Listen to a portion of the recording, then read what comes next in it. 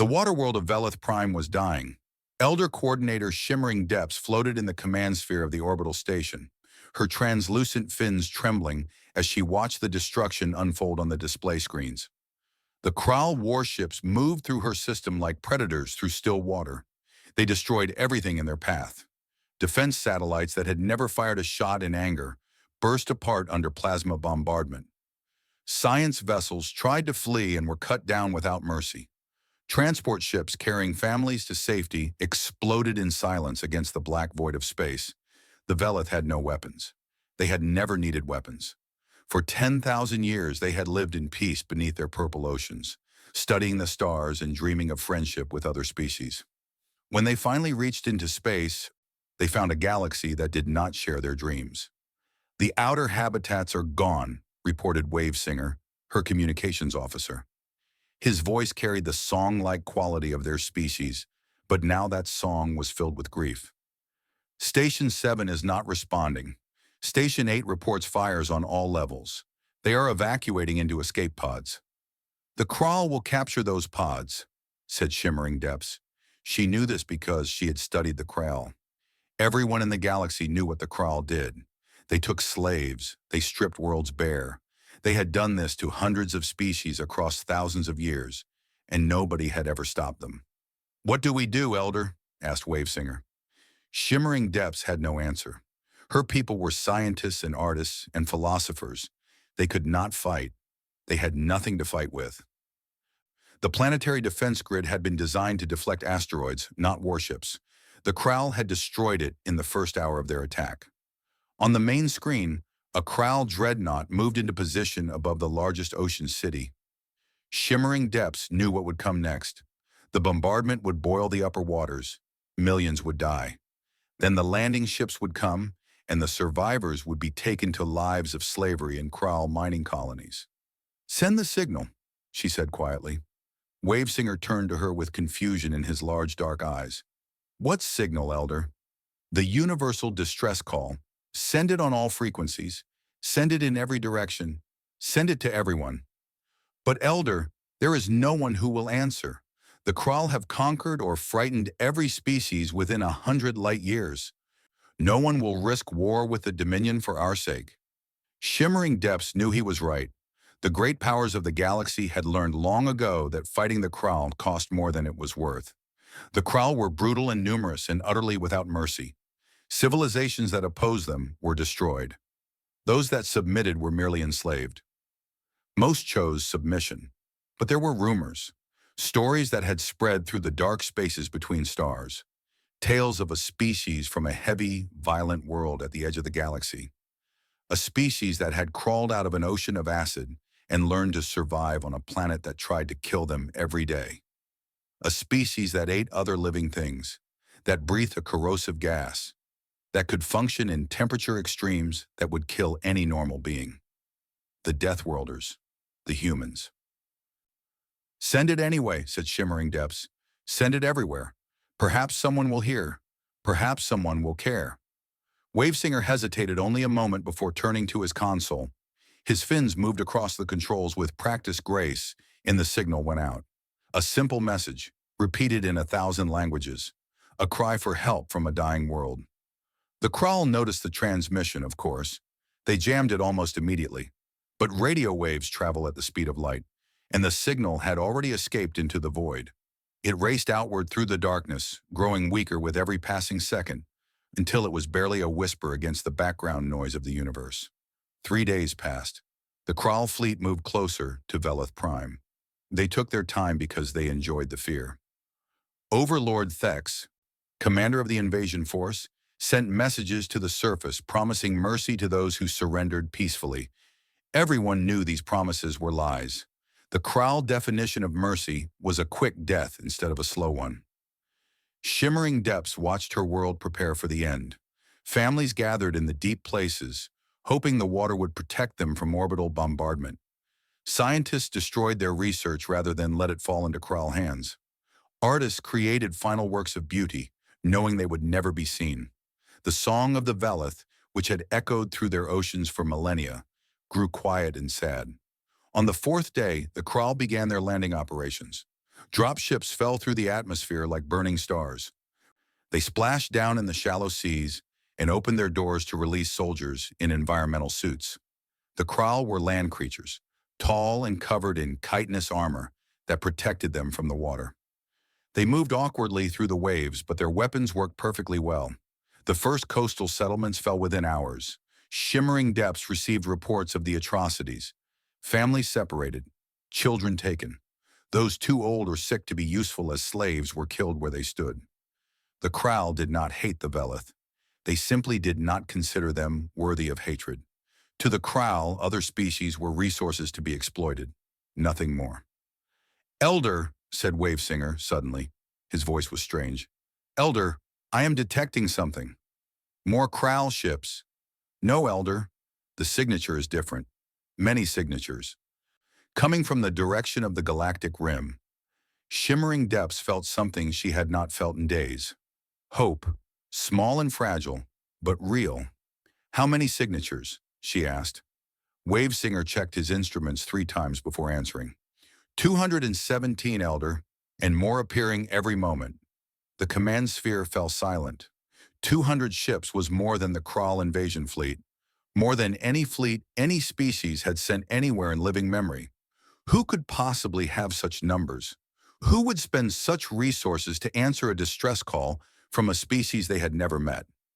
The answer came moments later, broadcasting on all frequencies in a language the translation systems could barely process. "This is Admiral Marcus Chen of the United Earth Fleet. We have received your distress signal, and we are responding. All hostile vessels will withdraw immediately or face destruction. This is not a request." Overlord Thex laughed when he heard the message. The humans. He had heard the stories, but he had dismissed them as exaggeration. No species could be as dangerous as the tales suggested. The humans were newcomers to the galactic stage, barely a century removed from their first faster-than-light flight. They had no empire, no vast resources, no history of conquest. They were nothing. "Ignore them," he ordered his fleet. "They will flee when they see our strength." The human ships emerged from fold space in perfect formation. They were ugly things by Kral standards, built for function rather than beauty. Their hulls were thick and scarred from hard use. Their weapons were visible and numerous and pointed directly at the Kral fleet. And there were so many of them. Shimmering Depths counted the ships as they appeared. Military vessels in standard gray, colony defense ships in a dozen different colors, merchant vessels with weapons bolted onto their hulls, mining ships with their drills replaced by missile launchers, even civilian craft, small and fragile, but present nonetheless. They had not sent a fleet. They had sent everyone who could fly and fight. "This is Admiral Chen," the voice repeated. "You have attacked a peaceful species. You have enslaved innocent people. You have one chance to surrender before we respond with force. Take it." Overlord Thex did not take it. The first Kral ship to fire was a cruiser positioned at the edge of the formation. Its plasma cannons lashed out at the nearest human vessel, a small corvette that seemed insignificant among the larger ships.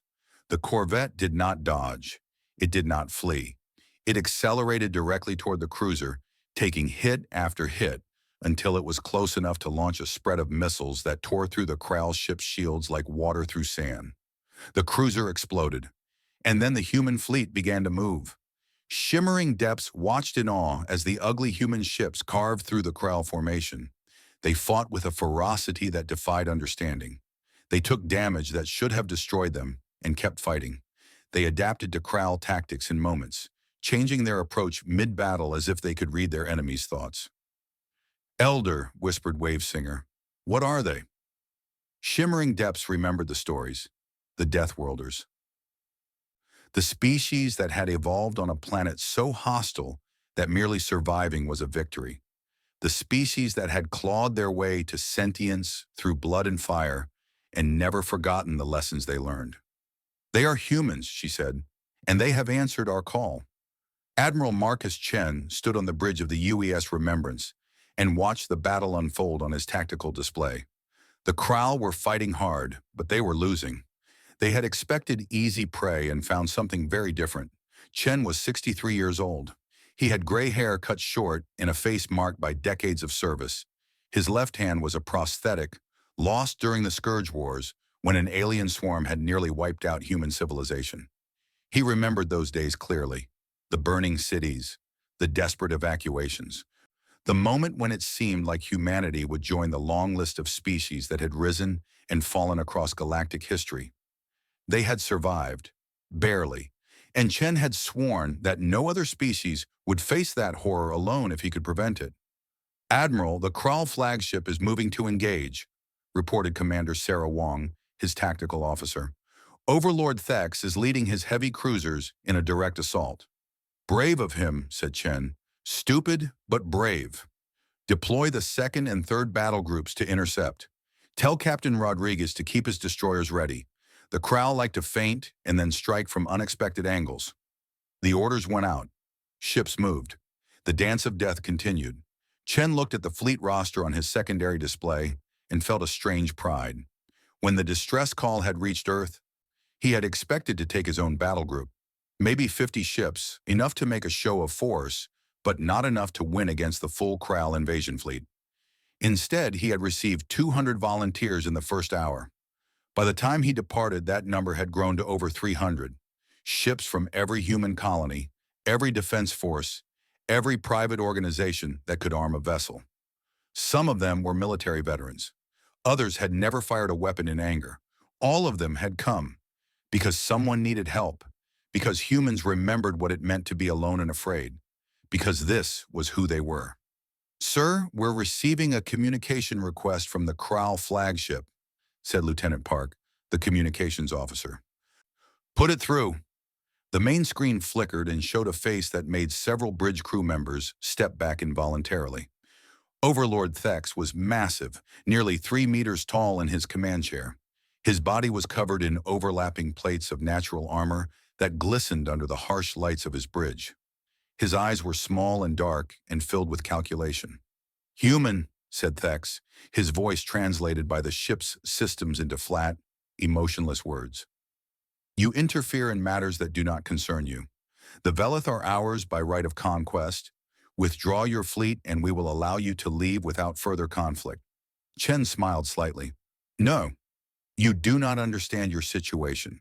The Kral Dominion has conquered 100 species. We have destroyed civilizations older than your sun. You are children playing at war? If you continue this battle, we will crush you and add your worlds to our territory." "You're welcome to try," said Chen, "but I should tell you something first. That distress call the Velith sent, it didn't just reach our military, it reached everyone. News networks, colony administrations, schools, everyone on Earth and every human colony knows what you're doing here. They're watching right now." Thex's armored face showed no expression. "Why would I care what your people watch?" "Because humans have a very long memory, Overlord. We remember every wrong done to us, every betrayal, every atrocity. The Scourge killed billions of us, and we hunted them across the galaxy until not one of them remained. If you harm the Velith, if you take even one more slave, if you kill even one more innocent person, then every human everywhere will know your name, and we will never ever forget." The communication ended. Thex had cut the signal. "I don't think he liked your speech, sir," said Commander Wong. "He'll like what comes next even less. Order all ships to advance. We're ending this today." The battle intensified. Kral cruisers exchanged fire with human destroyers. Fighters swarmed between the larger vessels, like angry insects. Missiles and plasma bolts and kinetic rounds filled the space between the fleets until the void itself seemed to burn. On the damaged Kral cruiser Vengeful Purpose, Lieutenant Commander James Okafor led his Marine squad through corridors filled with smoke and emergency lighting. They had boarded the ship through a breach in the hull, using cutting lasers and explosive charges to force their way inside. Now they were hunting for the bridge. "Contact left," shouted Sergeant Chen, no relation to the Admiral. She raised her rifle and fired 3 quick shots at the Kral soldier that emerged from a side passage. The alien staggered but did not fall. Its natural armor absorbed the first 2 rounds. The third found a gap near the neck and dropped it. "These things are tough," said Private Williams, a young man from the mining colony on Titan. This was his first real combat, and his hands were shaking. "They're not tough enough," said Okafor. He stepped over the fallen Krall and continued forward. "Keep moving. We need to reach the bridge before they can destroy their navigation data." The squad advanced through the ship. They encountered more Krall soldiers at every intersection. The aliens fought with discipline and courage, but they were not prepared for humans. They expected enemies who would break under pressure, who would retreat from superior numbers, who would hesitate when wounded. Humans did not break. Humans did not retreat. Humans had spent their entire evolutionary history fighting against a world that tried to kill them, and they had won. A few oversized bugs in body armor were not going to stop them now. Okafor took a plasma round to his shoulder during the assault on the bridge. The wound was severe, burning through his armor and into the flesh beneath. Any Krall soldier would have collapsed from the shock.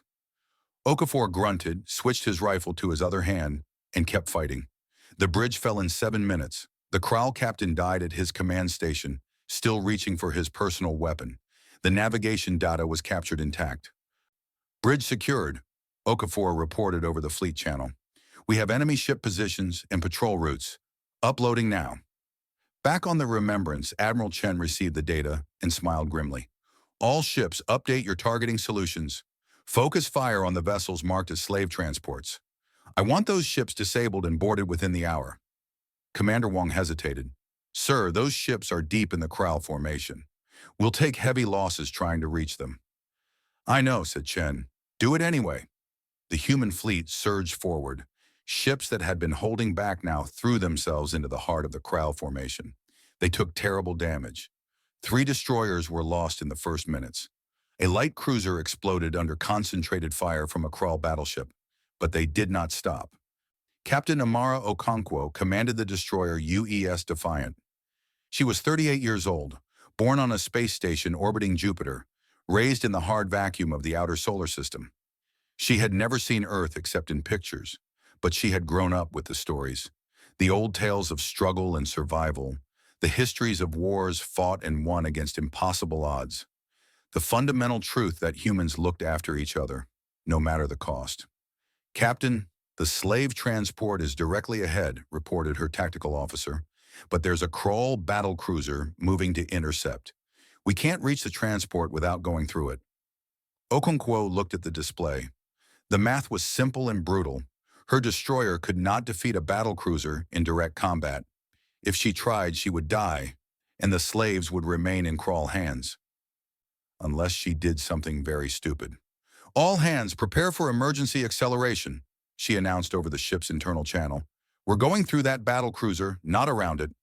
Her crew did not question the order. They were humans. They understood. The Defiant leaped forward at maximum power. The Krall battle cruiser opened fire, and Okonkwo felt her ship shudder under the impacts. Armor plating tore away. Atmosphere vented from half a dozen breaches. Crew members died at their stations, but the ship kept moving. "Launch boarding torpedoes at the transport," Okonkwo ordered. "Then ram the battle cruiser's engines."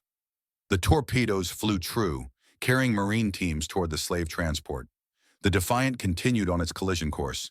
The Krall captain tried to evade, but battle cruisers were not built for agility. The human destroyer struck the larger ship's engine section with the force of a small asteroid. The explosion was visible from orbit. Okonkwo ejected in an emergency pod moments before impact. She watched her ship die in a bloom of fire and felt no regret. The Marines had reached the transport. The slaves would be freed. That was what mattered. On the Krall flagship, Overlord Thex watched the destruction of his battlecruiser with something he had never felt before in battle: fear. "What are these creatures?" he demanded of his officers. "Why do they not break? Why do they sacrifice themselves for strangers?" No one had an answer. The battle continued, and the Krall continued to lose. The slave transport Harvest of Sorrow drifted in space with its engines disabled and human boarding pods attached to its hull like parasites. Inside, Marine Captain Diego Santos led his team through the ship's corridors with cold efficiency. They had trained for this. They had prepared for the horrors they might find. But training could never fully prepare anyone for reality. The first cargo hold contained 300 Velith civilians packed into a space designed for cargo containers. They floated in shallow tanks of water that was dirty and foul with waste. Many were wounded, some were dead. The living looked at the human Marines with eyes that held no hope, only the dull acceptance of creatures that had already surrendered to their fate. "Mother of God," whispered Private Reyes, the youngest member of the squad. "Secure the hold," ordered Santos, keeping his voice steady through sheer willpower. "Find the medical supplies. Get water filtration running. Move." The Marines worked quickly. They had brought emergency supplies expecting to find victims. What they found was worse than their darkest expectations. The Veleth had been harvested like crops, families separated by age and health, the young and strong taken to one transport for labor, the elderly and sick left behind on ships that would never reach any destination because the Kraal had no use for them. In the second hold, Santos found the children. There were over 100 of them, small Veleth barely out of their larval stage. They had been kept in even worse conditions than the adults. Several had died during the voyage, and their bodies remained floating in the water because no one had bothered to remove them. Santos had been a Marine for 20 years. He had fought in border conflicts and pirate suppression operations and the terrible cleanup actions after the Scourge Wars. He thought he had seen everything the universe had to offer in terms of cruelty and suffering. He had been wrong. "Get a message to the Admiral," he said quietly. "Tell him what we found. All of it." Back on the Remembrance, Admiral Chen received the reports from the boarding teams. His face showed no expression as he read through the lists of casualties and conditions, but his hands gripped the arms of his command chair hard enough to leave marks in the metal. "Sir," said Commander Wong. She had served with Chen for 15 years and had never seen him like this. "They kept children in floating cages," said Chen. His voice was barely above a whisper. "They let them die and didn't even remove the bodies." Wong said nothing. There was nothing to say. Chen stood and walked to the main view screen. The battle was winding down. The Kraal fleet was broken, scattered across the system in desperate retreat. Many of their ships were disabled or destroyed. Overlord Thex's flagship was surrounded by human vessels, its weapons silenced, its shields collapsed. "Signal all ships," said Chen. "No Kraal vessel leaves this system. Every transport is to be boarded and searched. Every slave is to be freed. And bring me Overlord Thex, alive." The orders were carried out with mechanical precision. Human ships ran down fleeing Kraal cruisers and forced them to surrender or destroy them when they refused. Boarding teams liberated transport after transport, each one revealing new horrors. The full scope of the Kraal operation became clear over the following hours. They had planned to take every Veleth, not just workers and soldiers, but everyone. The entire species was to be enslaved, their world stripped of resources, their civilization erased from history. It was not conquest. It was extinction by another name. On the surface of Veleth Prime, the situation was more complicated. The Kraal landing forces had established a beachhead around 3 coastal cities. They held thousands of hostages and threatened to kill them all if the humans attacked. Colonel Maria Santos, no relation to the Marine captain, commanded the ground forces. She stood on the deck of a landing ship hovering over the purple ocean and studied the tactical display with narrowed eyes. "They've dug in deep," said Major Washington, her second in command. "Standard anti-orbital defenses and ground-to-air batteries. If we try a direct assault, they'll have time to kill the hostages before we reach them." "Then we don't do a direct assault," said Santos. She pointed to a feature on the map. "These are underwater caves according to the Veleth. They connect to the city's lower levels. We'd have to swim through half a kilometer of underwater tunnels in combat gear, while the Kraal are watching for exactly that kind of approach." Santos smiled. It was not a pleasant expression.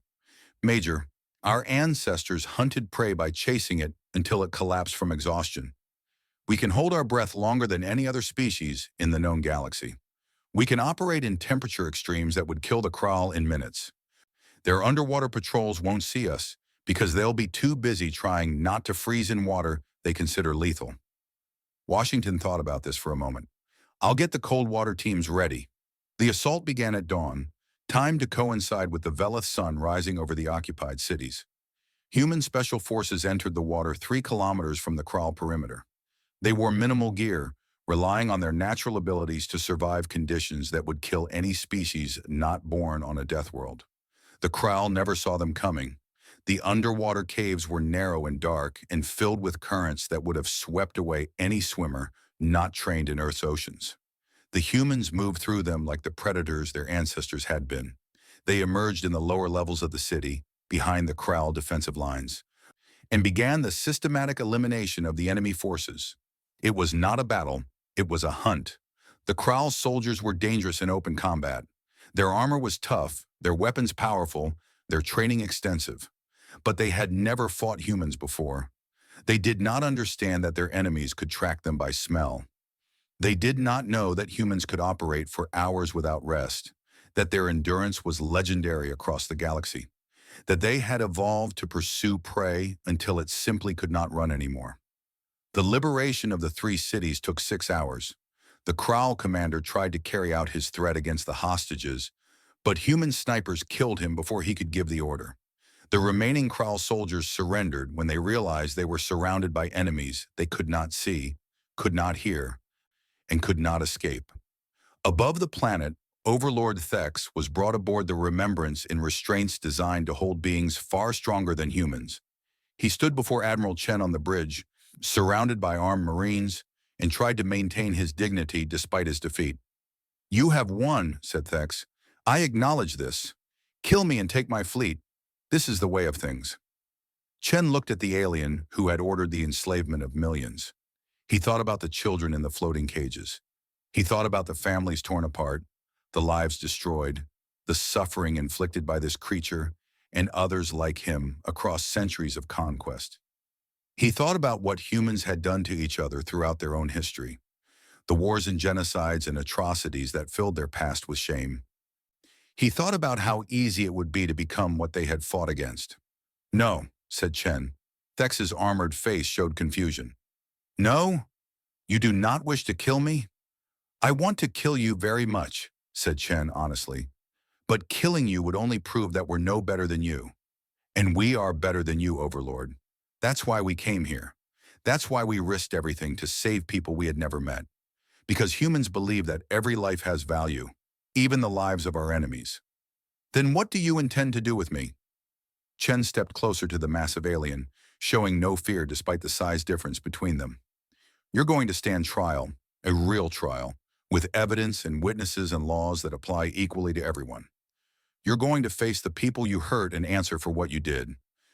And then you're going to spend the rest of your life understanding exactly what you took from them." Thex stared at the human admiral for a long moment. In his entire career of conquest and slavery, no enemy had ever offered him such a fate. Death he understood. Imprisonment he understood. But this strange human concept of justice was alien to everything he knew. "You are a very strange species," he said finally. "Yes," agreed Chen. "We are. And you're about to learn just how strange we can be." The Great Hall of Velith Prime had never been designed for what it now contained. The underwater dome usually hosted scientific conferences and cultural celebrations. Today it held the weight of galactic justice. Elder Coordinator Shimmering Depths floated at the center of the assembled council, her fins moving slowly through the water as she addressed the gathered crowd. Around her sat representatives of the Velith people, survivors of the invasion, families who had lost everything. Across from them, in a specially constructed air-filled chamber, sat the human delegation. And at the center of it all, restrained and watched by armed guards from both species, sat Overlord Thex. "You ask us to accept this," said Shimmering Depths, her voice carrying through the translation systems to every corner of the hall. "You ask us to set aside our grief and our anger and accept a trial instead of the justice we deserve." Admiral Chen stood in the human section, his uniform crisp and his expression calm. "I ask you to consider what kind of people you want to be, Elder. The Kraul took much from you. Don't let them take your souls as well." "Easy words from someone who did not watch his children taken," said another Velith, a male named Deep Current, whose entire family had been loaded onto slave transports. "The humans swept in like heroes, but they do not understand our pain. They cannot understand." Chen was quiet for a moment before responding. 150 years ago, my species faced extinction. An alien swarm called the Scourge descended on our worlds and killed billions of us. Entire cities burned. Families were consumed alive. Children died in numbers too vast to count. We know exactly what you're feeling, Deep Current. We know the rage and the grief and the desperate need to make someone pay. The hall fell silent. Even the Veleth, who had been most vocal in their anger, stopped to listen. We hunted the scourge across the galaxy, Chen continued. We destroyed them utterly, down to the last breeding queen. And in doing so, we became something terrible. We became killers on a scale the galaxy had never seen. It took us decades to find our way back to who we wanted to be. Some people say we never fully recovered. He looked directly at Shimmering Depths. You have a choice now that we didn't have then. The Scourge were mindless, driven by instinct, incapable of reason or change. But the Krell are people. Terrible people who have done terrible things, but people nonetheless. If you execute Thex without trial, if you respond to atrocity with atrocity, then you become part of the cycle. You become what you hate.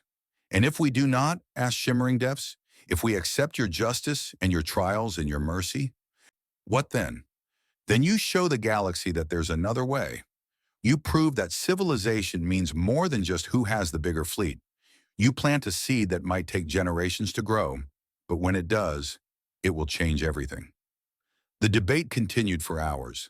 The Veleth were a consensus-based society, and such decisions could not be made quickly. Chen waited patiently, answering questions when asked, remaining silent when not. He understood that this was not his choice to make.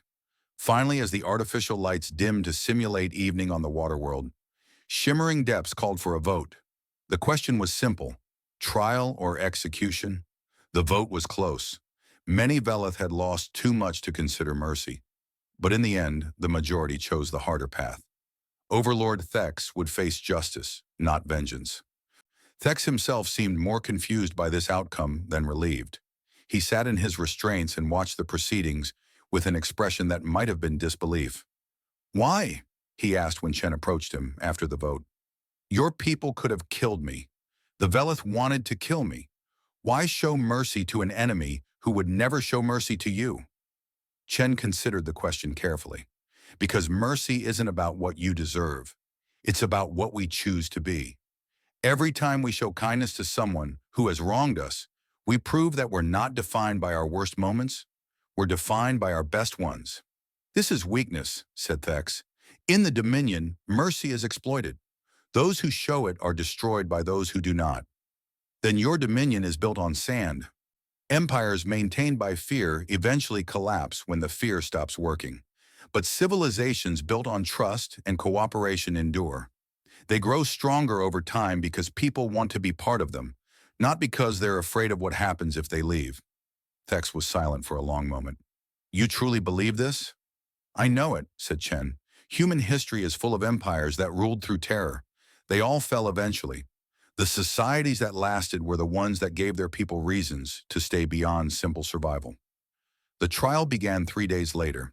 It was broadcast across the galaxy, transmitted to every species that had communication technology capable of receiving it. The Krall Dominion demanded that it be stopped, threatening war against anyone who participated. But for the first time in centuries, other species began to push back. The trial lasted 4 months. Witnesses testified to horrors that spanned decades of Krall conquest. Survivors from dozens of species told their stories, their suffering finally acknowledged by the wider galaxy. Thex himself was forced to confront the full weight of what he had done, not through torture or coercion, but through the simple power of truth. Something unexpected happened during the trial. Thex began to change. At first, the changes were small. He stopped interrupting witnesses with denials. He began to listen instead of simply enduring. When a Veleth mother described watching her children being taken, Thex looked away, and those closest to him thought they saw something like shame in his small dark eyes. By the end of the trial, Thex had done something no Krall overlord had ever done before. He confessed, not just to the specific charges against him, but to the full scope of his career. He named other overlords still operating in Dominion space. He provided locations of slave colonies and hidden military bases. He gave the galaxy weapons to use against his own people. Why? Chen asked him again, in a private meeting after the confession. Thex took a long time to answer. Because you showed me what I was, not through punishment, but through patience. I have spent my life believing that strength was the only virtue, that kindness was weakness, that the universe was simply predator and prey. You proved me wrong. The Dominion won't forgive this. No, they will try to kill me. They will declare me a traitor and hunt everyone who knew me. But perhaps that is what I deserve. Thex paused. I do not expect forgiveness. I know that what I have done cannot be undone, but I can help prevent it from happening again. If my knowledge saves even one life, then perhaps my existence will have meant something beyond suffering. The tribunal delivered its verdict on a cool morning when the Velith sun rose pink and gold over the restored oceans. Thex was found guilty on all counts. The sentence was a life imprisonment, but with the possibility of earning release through cooperation and demonstrated reform. Many thought the sentence too lenient. Others thought it too harsh, but most agreed that something important had happened in that courtroom. A precedent had been set. A new way of dealing with galactic conflict had been demonstrated. The ripples spread outward. In the Kral Dominion, the broadcast of the trial sparked something unprecedented. Kral citizens told their entire lives that other species were inferior and deserving of slavery, watched those species testify with dignity and courage. They saw their own overlords exposed as criminals. They began to ask questions that had never been asked before. Reform movements appeared on Kral worlds. Not many at first, but enough. The Dominion's leadership tried to suppress them, but the information had already spread too far. The seeds of change had been planted. On Velith Prime, humans and Velith began working together to rebuild what had been destroyed. Human engineers helped design new defensive systems, not to create weapons of war, but to ensure that the Velith would never again be helpless against aggression. Velith scientists shared their knowledge of oceanography and marine biology with human researchers eager to learn from a species that had mastered life underwater. And across the galaxy, other species began to pay attention to what had happened. The humans had answered a distress call from strangers and asked nothing in return. They had fought and died for a species they had never met. They had shown mercy to defeated enemies and built something constructive from the ashes of war. This was new. This was different. This was worth understanding. Messages began arriving at human embassies, quiet inquiries from species that had lived in fear for generations. Questions about what humanity wanted, what it stood for, what it would do if someone else sent a distress call. The answers were always the same. Humanity wanted nothing but peaceful coexistence. It stood for the protection of the innocent and the rule of law. And if someone needed help, humans would come. Not for profit, not for power, not for conquest. Simply because it was right. 6 months had passed since the liberation of Velith Prime. The orbital station where shimmering depths had once watched her world die was now a bustling center of activity. Human and Velith engineers worked side by side on reconstruction projects. Supply ships arrived daily with materials and equipment. Medical teams from a dozen human colonies treated the wounded and helped rehabilitate those who had been freed from Kral slave transports. Admiral Chen had returned to Earth weeks ago, but many of the fleet's volunteers had chosen to stay. Captain Amara Okonkwo, recovered from injuries sustained when she rammed her destroyer into a Kral battlecruiser, now commanded a humanitarian task force that coordinated relief efforts across the system. Marine Captain Diego Santos had transferred to a permanent posting as liaison between human and Velith ground forces. Lieutenant Commander James Okafor, his shoulder still bearing the scar from a plasma wound, trained Velith security personnel in the basics of self-defense. They stayed because the work was not finished. They stayed because they wanted to see what they had fought for grow into something lasting. On the surface of Velith Prime, the ocean cities were slowly healing. Buildings that had been damaged in the bombardment were being repaired with materials supplied by human industrial ships.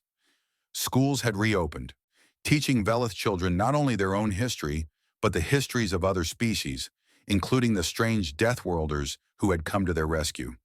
In one such school, a young Velith named Swift Current listened with wide eyes as his teacher described human biology. The facts sounded impossible. A species that breathed poison, a species that drank a substance that would kill most other life forms, a species that considered temperatures and pressures and radiation levels that would instantly kill a Velith to be merely uncomfortable. But they seem so gentle, said Swiftcurrent. The humans I have met are kind. They smile and speak softly and never threaten us. That is what makes them truly remarkable, said the teacher. The universe created them to be predators, but they chose to become protectors. They could conquer the galaxy if they wished. Instead, they used their strength to help those who cannot help themselves. Swiftcurrent thought about this for a long time after class. He had lost his parents in the invasion, taken by the Krell to a fate he tried not to imagine. He had every reason to hate the universe and everyone in it, but watching the humans work alongside his people, asking nothing in return, he felt something different growing inside him. Not hatred, but hope. On the far side of the galaxy, the Krell Dominion was crumbling. The broadcast of Overlord Thex's trial had shattered something fundamental in the Dominion society. For generations, the Krell had been taught that they were superior to all other species, that conquest was their right and slavery their tradition. But the trial had shown them a different truth. It had shown them what they really were in the eyes of the galaxy. Reform movements spread like fire through dry grass. On a dozen worlds, Krell citizens began demanding change. They freed slaves. They rejected the authority of overlords who had grown fat on the suffering of others. They reached out to species their ancestors had conquered and began the long, painful process of making amends. Not all Krell accepted this new direction. Hardliners fled to the outer territories, gathering what forces they could, planning to rebuild the Dominion as it had been. But they found few recruits among the younger generation. The old ways had been exposed as weakness masquerading as strength, and the young wanted something better. In his prison cell on a neutral station, Thex received reports of these developments with something approaching wonder. He had expected his confession to result in his death, either by Dominion assassins or by his own hand. Instead, he had become a symbol of something he had never imagined possible, the redemption of a species that had lost its way. Guards came to his cell one morning with news that he had visitors. Thex was brought to a meeting room where a delegation of young Krell reformists waited. They had traveled across the galaxy to speak with him, risking their lives to meet the traitor who had helped destroy everything their parents had built. "Why?" asked their leader, a female named Crix, who had been barely an adult when the trial began. "Why did you confess? Why did you give the humans everything they needed to break us?" Thex looked at the young Krell who represented the future of his species. He thought about the question for a long time before answering. "Because a human admiral asked me a question I could not answer.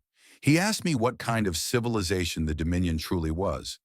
I had always believed we were strong, that our empire proved our worth, that the fear we inspired was a mark of respect. But strength that requires cruelty is not strength. Fear is not respect. We were not a civilization. We were a disease spreading across the galaxy, and eventually someone would have stopped us. If not the humans, then someone else. The universe does not tolerate empires built on suffering forever." Crix absorbed this in silence. Then she asked another question, one that had haunted her since she first learned the truth about her species. "Can we ever be forgiven?" "I do not know," said Thex honestly, "but I know that forgiveness is not given. It is earned, and earning it will take longer than any of us will live. The question is not whether we will be forgiven, but whether we will become worthy of forgiveness. That is a journey that begins with the first step." The young reformists left the prison with new determination. They returned to Dominion space and continued their work, building connections with species the Krell had wronged, offering restitution where possible, and acknowledgement where it was not. The galaxy was changing, slowly, painfully, with setbacks and resistance, but changing nonetheless. On Earth, Admiral Chen stood before the United Fleet Command and delivered his report on the Velith operation. The admirals and generals listened in silence as he described the battle, the liberation, the trial, and the aftermath. When he finished, the room was quiet for a long moment. "You risked significant resources for a species that could offer us nothing in return," said Admiral Yamamoto, the commander of Earth's Home Defense Forces. "Some would call that foolish." Chen nodded. "Some would. But I would ask those people what kind of galaxy they want to live in. One where the strong prey on the weak and everyone lives in fear? Or one where help comes when you need it, regardless of what you can pay? A noble sentiment, but can we afford to answer every distress call? To fight every tyrant? The galaxy is vast and humanity's resources are finite. True, Chen agreed. We cannot save everyone. We cannot right every wrong. But we can try. We can show the galaxy that there is another way, that civilizations can choose cooperation over conquest, that mercy is not weakness. Every time we answer a call for help, we plant a seed. Most of those seeds may never grow, but some will. And over time, those seeds will become a forest that changes the very nature of what is possible. The debate continued, as such debates always do. But in the end, the consensus was clear. Humanity would continue to answer distress calls. It would continue to stand against tyranny where it found it.